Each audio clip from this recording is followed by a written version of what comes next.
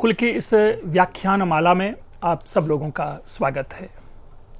मैं डॉक्टर पंकज कुमार मिश्र एक बार फिर से आपके सामने उपस्थित हूं अपने व्याख्यान ध्वनि परिवर्तन की दिशाओं को लेकर के। मित्रों, ध्वनि परिवर्तन की दिशाओं की चर्चा के क्रम में हम लोग अपने व्याख्यान में आगम इस मूल विषय को समझने की कोशिश कर रहे थे, लेकिन उससे पहले हम ये देख लें कि हमने किन किन विषयों को पढ़ लिया है, हम लोगों ने किन किन विषयों को जान लिया है। तदनुसार जो ध्वनि परिवर्तन की 14 दिशाएं निर्धारित थी, जो आपके सामने हमने प्रपोज किया था, उसमें से समीकरण की एक विस्तृत व्याख्या उदाहरण के साथ जाना, विषमीकरण को जाना, आगम को हम लोग समझने की कोशिश कर रहे थे। और तदनुसार आगम, जिसे कि ऑगमेंट, इंट्रूजन नाम भी उसके लिए इंग्लिश में प्रयोग में आता है, आगम का हमने भेद किया था आपके सामने। वह भेद था आदि स्वरागम, जिसका नाम एक प्रागुपजन भी है, और हमारे जो वैयाकरण हैं, हमारे जो भारतीय भाषा वैज्ञानिक हैं, वे उनके लिए वर्णोपजन प्रयोग करते हैं, प्रागुपजन शब्द प्रयोग करते हैं। उसके बाद इसका जो दूसरा भेद है वो है मध्य स्वरागम, जिसकी स्वर भक्ति की चर्चा हम लोग कर रहे थे। और उस स्वर भक्ति के साथ साथ हमने यह भी बताने की कोशिश की थी कि स्वर भक्ति जो एक टेक्निकल टर्म है भाषा विज्ञान की दृष्टि से, जो खास करके संस्कृत और हिंदी में प्रयोग में लाया जाता है और इसके ऊपर में टिप्पणी भी पूछी जाती है। और तीसरा भेद था अंत्य स्वरागम। इस आगम को हमने यह भी कहा था आपके सामने कि ऐसी कुछ ध्वनि बोलचाल के कारण, अनभिज्ञता के कारण, क्षिप्रता के कारण, मुख सुख के कारण, प्रयत्न लाघव आदि के कारण क्या होता है कि अचानक से ऐसे वर्ण हमारे सामने प्रयोग में आ जाते हैं। बड़ा ही सामान्य एक छोटा सा उदाहरण दूंगा। उत्तर भारत में बहुत ही प्रसिद्ध एक मिठाई है पेड़ा, लेकिन कई कई जगह आप जाएंगे तो क्षेत्रीय प्रभाव के कारण इस पेड़ा शब्द का उच्चारण पेड़ा किया जाता है, नेजलाइजेशन हो रहा है।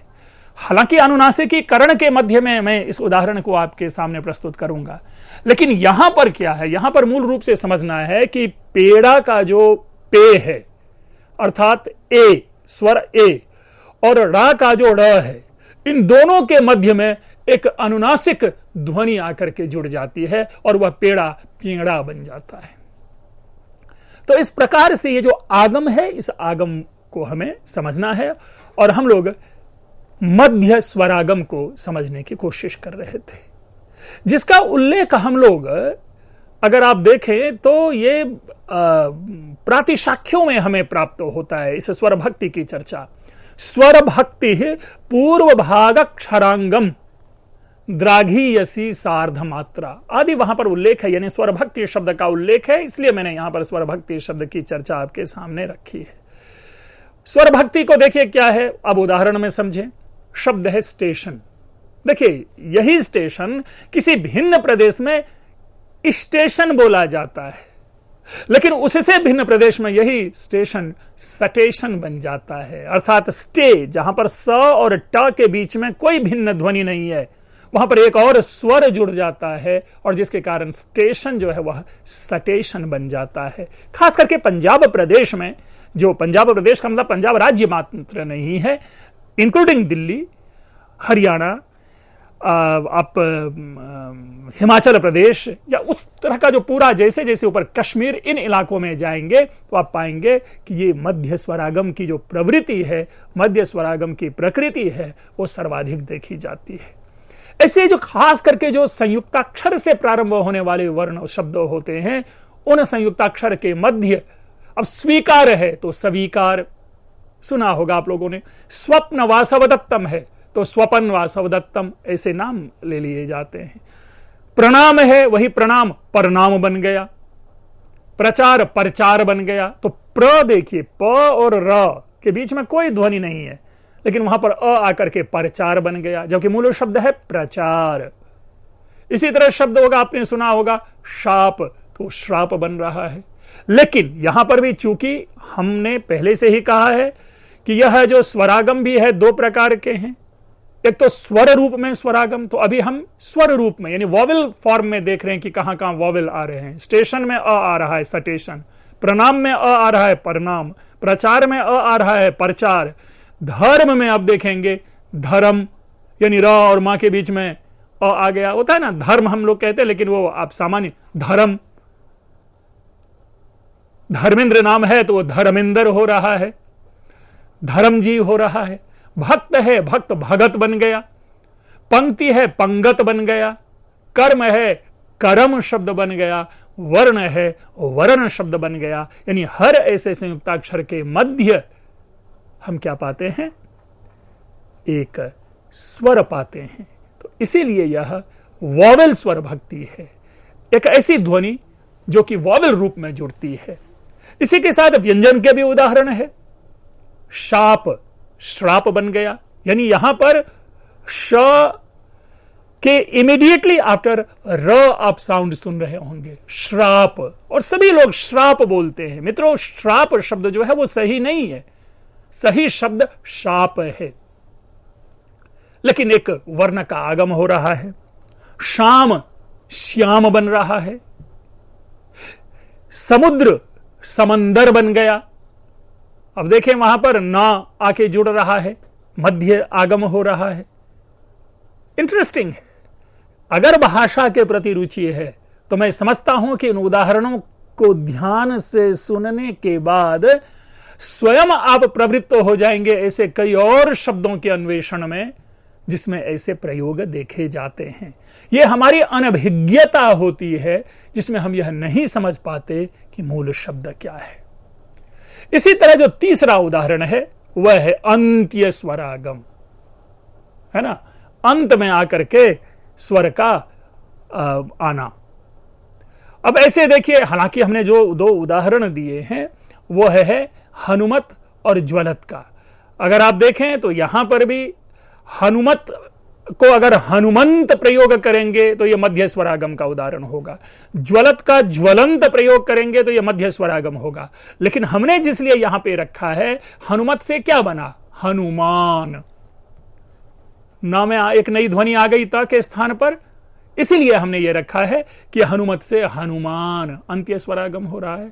ज्वलत से ज्वलन, अंत्य स्वरागम हो रहा है। मतलब ज्वलंत शब्द जो है वो ज्वलन, यानी आप ऐसे इसको पढ़े, हनुमत से हनुमंत और हनुमत से हनुमान बना, और ज्वलत से ज्वलंत और ज्वलन से ज्वलन बन रहा है। मित्रों, पुनः पुनः कह रहा हूं, यह भाषा वैज्ञानिक की दृष्टि है, ना कि व्याकरणों की दृष्टि, क्योंकि व्याकरण उन नियमों को बताते हैं जिन नियमों के कारण ऐसा परिवर्तन हो रहा है। लेकिन भाषा वैज्ञानिक सर्वप्रथम इस रूप में इसको देखेंगे कि वह किस रूप में परिवर्तित हो रहा है और क्यों परिवर्तित हो रहा है, और परिवर्तन किस रूप में हो रहा है, तो उसी को कहां कहां हो रहा है। तो हम उस दृष्टि को समझने की कोशिश कर रहे हैं जो भाषा वैज्ञानिकों के द्वारा हमें प्राप्त हो रही है। शब्द है, अब इसी को लीजिए, अंत्य स्वरागम का बड़ा ही सुंदर उदाहरण है। राम, रामा हो गया। कृष्ण, कृष्णा हो गया। अशोक, अशोका हो गया। अर्थात जितने भी अकारांत शब्द है, जिसे हमने ध्वनि परिवर्तन के नियम में भी पढ़ा था, वो विदेशी प्रभाव के कारण आकारांत में परिवर्तित हो रहा है। इसलिए जो अंग्रेजी बोलने वाले होते हैं वे राम को रामा कहते हैं, कृष्ण को कृष्णा कहते हैं, अशोक को अशोका कहते हैं। मित्रों, मैं टिप्पणी जरूर करना चाहूंगा, आप कोई भी भाषा क्यों ना बोलें, उस भाषा की मौलिकता से कभी छेड़खानी नहीं होनी चाहिए। अर्थात गंगा गंगा है, ना कि गैंजेस है, ऐसी प्रवृत्ति को छोड़ा जाए। राम राम है, कृष्ण कृष्ण है, अशोक अशोक है। ठीक उसी प्रकार यदि कोई भारतीय किसी विदेशी शब्द का उच्चारण गलत करे और हमारी हंसी होती है, तो इसी प्रकार हमें ऐसे लोगों के ऊपर भी हंसी लानी चाहिए जो मूल शब्द को तोड़ करके पूरी तरह से अपभ्रष्ट कर देते हैं। इसीलिए राम राम है, कृष्ण कृष्ण है, अशोक अशोक है। लेकिन भाषा वैज्ञानिकों ने उस स्थल विशेष को ढूंढा, पकड़ने की कोशिश की जहां पर कि एक नूतन ध्वनि आकर के जुड़ जाती है, और वो ध्वनि आ आपके सामने है। यही नहीं, जर्मन में शब्द है एगॉन, इंग्लिश में आकर के एगनी बन गया। वाई, उसमें एक नई ध्वनि आकर के जुड़ जाती है। मैं रिपीट कर रहा हूं, जर्मन शब्द है एगॉन। मैं क्षमा करें, मुझे जर्मन का उच्चारण नहीं मालूम, मैं केवल AGON इस इंग्लिश शब्द को पकड़ के मैंने एगॉन कहा। जर्मन में कुछ और उच्चारण हो सकता है। हमें मूल रूप से दिखाना है कि यही एगॉन का, जिसके एन के बाद कोई ध्वनि नहीं है, इंग्लिश में आने के बाद वही एगनी हो जाती है, अर्थात एक नई ध्वनि जुड़ जाती है, वाई। या हिंदी के माध्यम से, संस्कृत के माध्यम से कहें तो ई, तो एगनी, यह भी प्रवृत्ति है। यह भी शब्दों में नूतन ध्वनि लाने की प्रवृत्ति है, और यही नूतन ध्वनि को, इसी को हम लोगों ने आगम कहा। इसके बाद है लोप। लोप शब्द सुनते ही संस्कृत के सारे जितने भी सुबंत और तिङंत प्रकरण है वो मनस्थिति में आ जाती है ऐसे विद्वानों के, जो कि संस्कृत के आचार्य हैं, संस्कृत के छात्र हैं, संस्कृत के शोधार्थी हैं। क्योंकि अब पुनः पुनः से पढ़ेंगे उसमें कि तस्य लोपः, अनुबंध लोपः, ऐसे नियम है, ऐसे सूत्र है जो हम अपने छात्र जीवन में स्मरण में लाते हैं। अर्थात वर्णों का लोप हो जाना, यह है लोप की विधा। इंग्लिश में इसके लिए एलिजन, एलिजियन, ये जो भी उच्चारण है, ये शब्द प्रयोग होता है। इसको समझने के लिए बड़ा सुंदर उदाहरण है, और उन्हीं उदाहरणों से हम देखेंगे जिस प्रकार हमने आगम को भी 3 रूपों में देखा और 3 रूपों के साथ साथ 2 अन्य रूप देखे, तो उसी प्रकार इसका भी कैटेगराइजेशन है। इसको भी हम कहते हैं आदि, मध्य और अंत्य। तो इसलिए इसे भी हमें देखना चाहिए, और स्वर रूप में, व्यंजन रूप में। तो हम सबसे पहले आदि स्वरलोप, मध्य स्वरलोप और अंत्य स्वरलोप हो। रिमाइंड करने के लिए कह दूं कि स्वर का मतलब वावेल नहीं, स्वर का मतलब यहां ध्वनि है। हम इसे आदि ध्वनि लोप भी कह सकते हैं, मध्य ध्वनि लोप भी कह सकते हैं, अंत्य ध्वनि लोप भी कह सकते हैं। लेकिन मूल रूप से क्या है, भाषा वैज्ञानिकों ने, खास करके हिंदी माध्यम से जो पुस्तकें आती है, उन सब ने प्रामाणिक रूप में और यूनानिमसली स्वरलोप शब्द का प्रयोग किया है। लेकिन व्याख्या की दृष्टि से हमें समझाना पड़ता है, क्योंकि विरोध उत्पन्न हो सकता है। क्योंकि संस्कृत में स्वर का मतलब, जिसे हम इंग्लिश में वॉवेल कहते हैं, अ, इ, उन, रिल, रिक, ये जो है यहां तक के जो वर्ण होते हैं वो स्वर वर्ण कहलाते हैं। अस्तु, तो हम आदि स्वरलोप पहले समझे। आदि स्वरलोप, जिससे कि आप एपिथेसिस कह रहे हैं, इसके उदाहरण को देखिए। आभ्यंतर शब्द है। आभ्यंतर शब्द का अंतर क्या होता है? अर्थ भीतर। लेकिन जब हम भीतर बोलते हैं तो आप पा रहे हैं कि आ जो ध्वनि है, प्रारंभ की जो ध्वनि है, वह विलुप्त हो गई, उसका लोप हो गया, और तब जाकर के ये भीतर शब्द बना। आ भीतर नहीं बना, अर्थात आदि वर्ण का लोप हो गया, आदि ध्वनि का लोप हो गया। इसी तरह अगर शब्द है, यदि वाला अगर। लेकिन आप देखेंगे कि उर्दू आदि में इसके लिए क्या शब्द प्रयोग होता है? गर। गर खुदा साथ देता, यानी यदि आज ईश्वर हमारा साथ दे रहा होता। तो अगर की जो अध्वनि है उसका लोप होकर के गर बन रहा है। अपूप। पर्व, उत्सव, त्योहार आदि में हम लोग मीठी मीठी वस्तुएं बनाते हैं, मालपुआ आदि, पुआ जिसे कहते हैं, संस्कृत में उसको अपूप कहा जाता। उसी अपूप के अ यानी आदि स्वर का लोप होकर के पूप बचा रह गया, और उसी पूप से बना पुआ।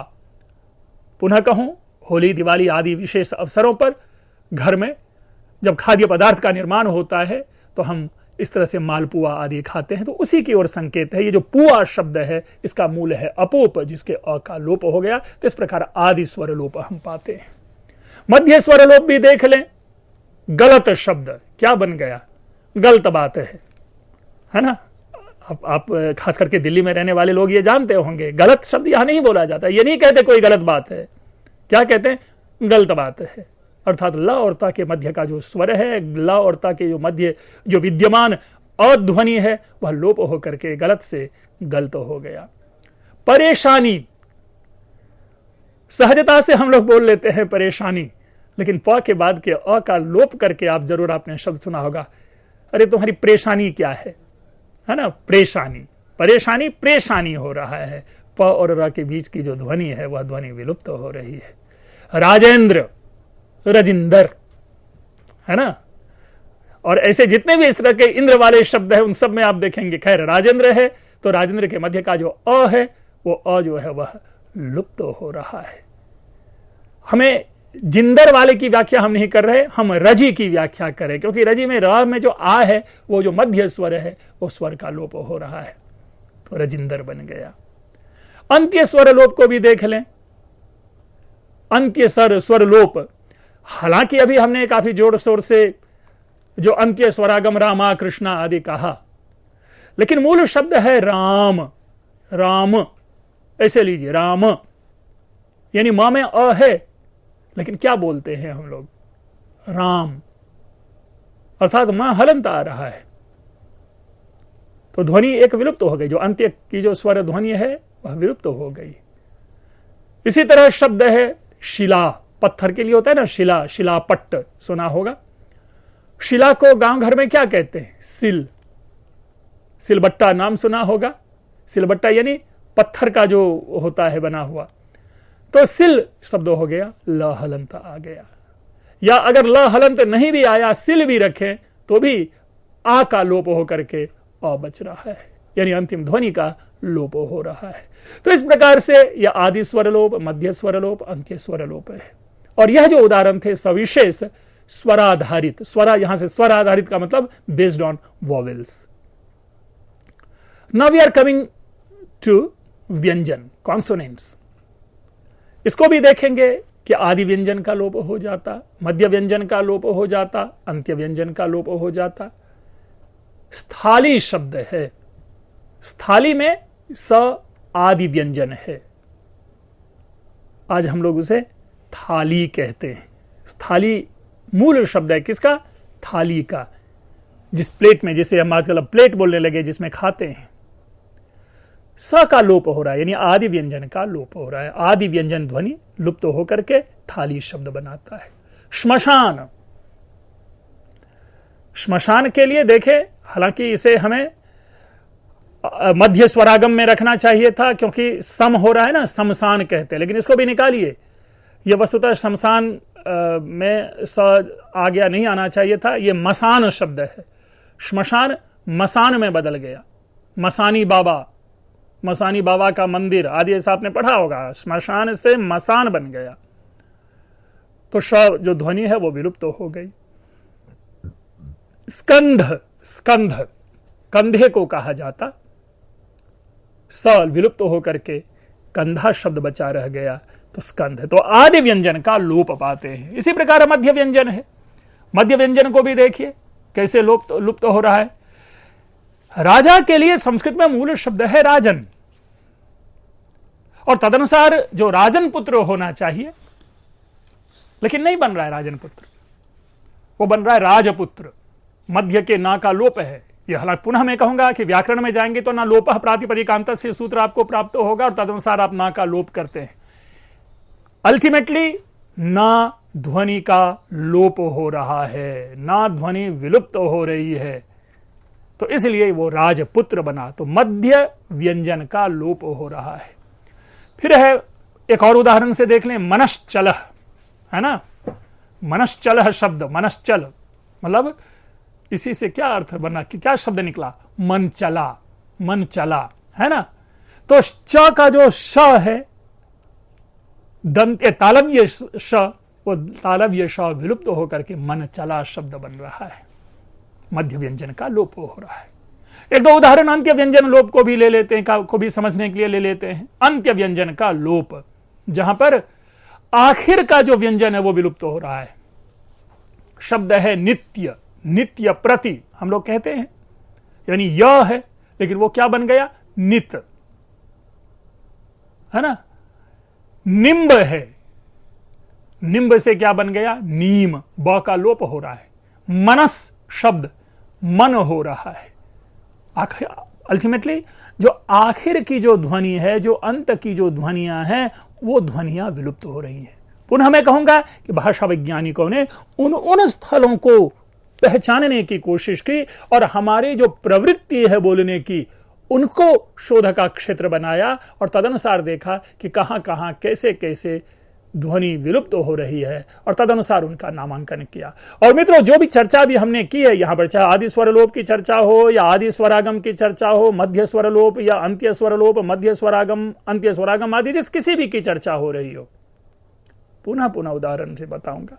यद्यपि हमने पॉपुलर उदाहरण समझने के लिए प्रस्तुत किया है, तो तथापि इसे आप लोग आधुनिक न समझें। यह चिंतन जो है यास्क ने ही सर्वप्रथम प्रस्तुत कर दिया था, आदि स्वरलोप आदि का सिद्धांत। इसलिए यह भारतीय भाषा वैज्ञानिकों की देन है। इसलिए यह संस्कृत का भाषा विज्ञान को योगदान माना जाना चाहिए। Contribution of Sanskrit to the linguistics इसे माना जाना चाहिए और तदनुसार इसकी चर्चा को हम समझें। इसी में एक और है आदि अक्षर लोप, मध्याक्षर लोप, ऐसे भी प्रयोग में आता है। पूरा का पूरा देखेंगे कि अक्षर ही कई कई बार लोप हो रहा है, पूरा मूल शब्द ही विलुप्त होकर के छोटे से शब्द में परिवर्तित हो जाता है। यहां पर भी उदाहरण लीजिए, वहां तो हमने केवल ध्वनि को लोप में देखा, यहां अक्षर लोप हो रहा है। संडे, इंग्लिश में संडे शब्द है, हम लोग हिंदी में और संस्कृत में रविवार कहते हैं, लेकिन आम बोलचाल की भाषा में रविवार को हम लोग इतवार कहते हैं। मित्रों, इंटरेस्टिंग है यह जानकर जब आपको पता चलेगा कि यह इतवार शब्द बना कैसे। आदित्यवार, आदित्य यानी सन, आदित्यवार, तो संस्कृत साहित्य में ऐसे शब्द का प्रयोग है। अब आदित्यवार बोलते बोलते देखिए ये आदित्य पूरा का पूरा इत में कन्वर्ट होकर के इतवार बन गया है। इंटरेस्टिंग। उपाध्याय का उदाहरण कई बार दे रखा है, पूरा का पूरा शब्द जो है बदल करके झा में तब्दील हो गया, तो अक्षर लोप हो रहा है, ध्वनि लोप भी नहीं। स्कंध का उदाहरण अभी दिया है। मध्याक्षर लोप को देखिए, भांडागार, जो ग्रेनरी होते हैं जहां अनाज एकत्रित करते हैं वह भांडागार आदि कहलाता है। भंडार उसका बना, पूरा का पूरा भांडागार शब्द में देखिए कहां से कहां क्या चला गया, केवल भंडार बचा रहा। तो मध्य अक्षर जो ग है या उधर जो ना है, इन सब का लोप होकर के भंडार शब्द बचा। मित्रों, हम आप घर आदि में बैठते हैं, बेड पर बैठते हैं, चेयर पे, पलंग पे, सोफे पे बैठते हैं, और अपनी सुविधा के लिए जब हम लोग कैजुअल होते हैं, फॉर्मल नहीं होते, तो हमारी प्रवृत्ति होती है कि हम पलथी मार लेते हैं। क्या लगाते हैं? पलथी या पालथी, ये दो शब्द प्रयोग होता है। यह कहां से है ये मूल शब्द? इसे भी आप देखिए, मृच्छकटिकम की नांदी में आप पाएंगे शब्द पर्यंक ग्रंथि। पर्यंक ग्रंथि, पर्यंक से ही पलंग शब्द आया है, लेकिन पलंग ग्रंथि ना बना, यह पर्यंक ग्रंथि पूरा का पूरा क्या बन गया? पलथी, और उसी से पलथी शब्द बन गया, और हम आप लोग पालथी मार के बैठते हैं। तो देखिए क्या ये पूरा का पूरा वो अक्षर ही जो है वो विलुप्त हो रहा है। ये तो मध्याक्षर लोप था। इसी तरह अंत्याक्षर लोप को भी समझिए। अंत्याक्षर लोप क्या कह रहा है? माता, अर्थात समझने की जरूरत नहीं है, माता कहां कन्वर्ट हो रहा है? मां। पूरा का पूरा ता समूह ही जो है वो विलुप्त होकर के अनुनासिक हो रहा है, नेजलाइजेशन हो रहा है। व्यंग्य, व्यंग बन गया। तो इस तरह से हम उदाहरण में देखते हैं कि जो ध्वनि परिवर्तन की दिशाएं हैं, किस किस तरह से वो ध्वनि परिवर्तित हो रही है, कहां कहां ध्वनि परिवर्तित हो रही है। आगम के ठीक विपरीत हमें लोप को समझना चाहिए।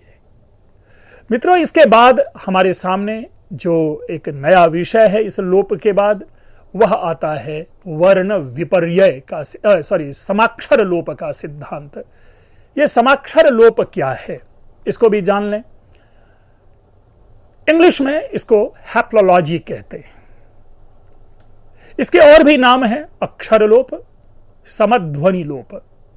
समध्वनि लोप यानी समान ध्वनि, दो ध्वनियां एक साथ रहती है, उनमें से एक ध्वनि का लोप हो जाना। यहां पर ना तो वो ध्वनि समीकृत हो रही है, ना वो ध्वनि विषमीकृत हो रही है, ना वो ध्वनि बीच में कोई किसी ध्वनि का आगम हो रहा है, ना ही हम किसी ध्वनि का कह रहे हैं, मतलब हम लोप हो रहा है, लेकिन वो लोप नूतन लोप है जिसे समाक्षर लोप कहते हैं। अर्थात दो समान ध्वनि पाई जाती है, उसमें एक ध्वनि का लोप हो जाता है।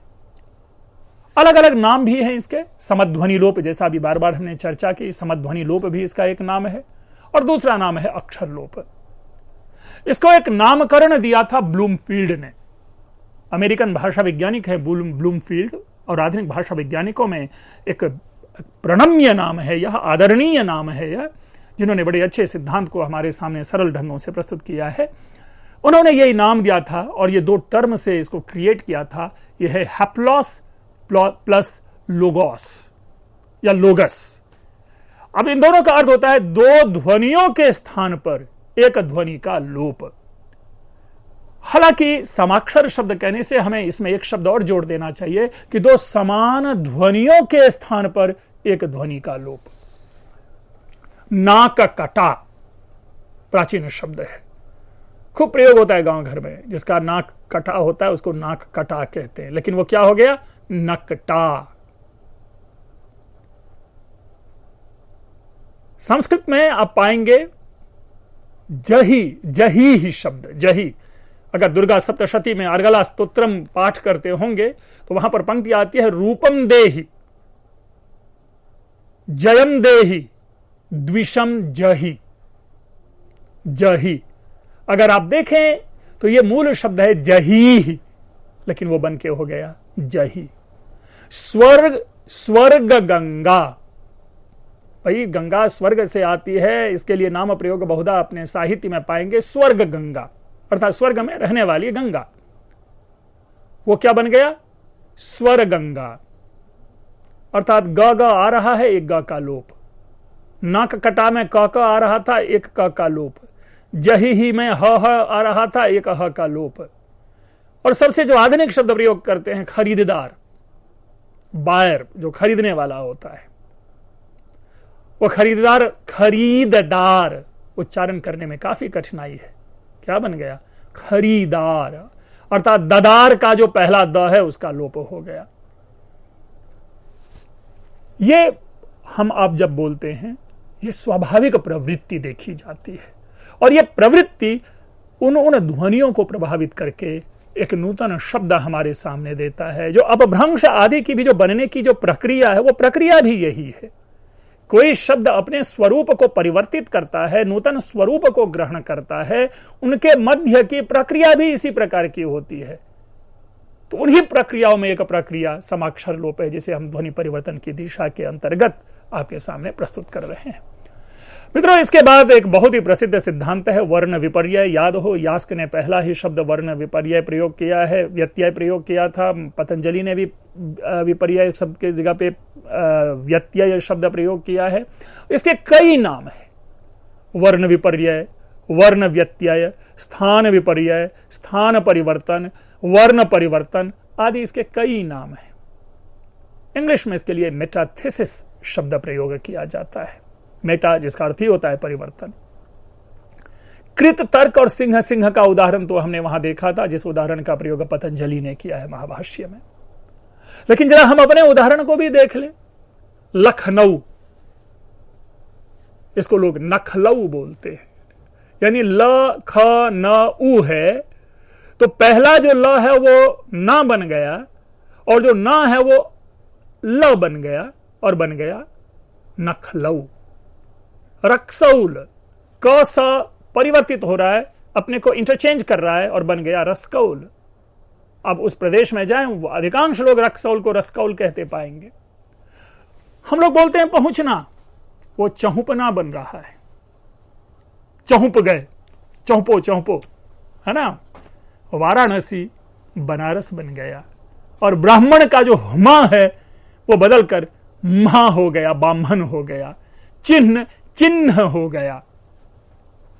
बस इस पर एक इंटरेस्टिंग है, समय का अभाव है, वो इंटरेस्टिंग कहानी मैं अब अगले व्याख्यान में जब इसकी चर्चा करूंगा तब आपके सामने वर्ण विपर्यय को रखूंगा। आज के लिए बस इतना ही। आप लोगों ने ध्यान से सुना, आप लोगों का बहुत बहुत धन्यवाद।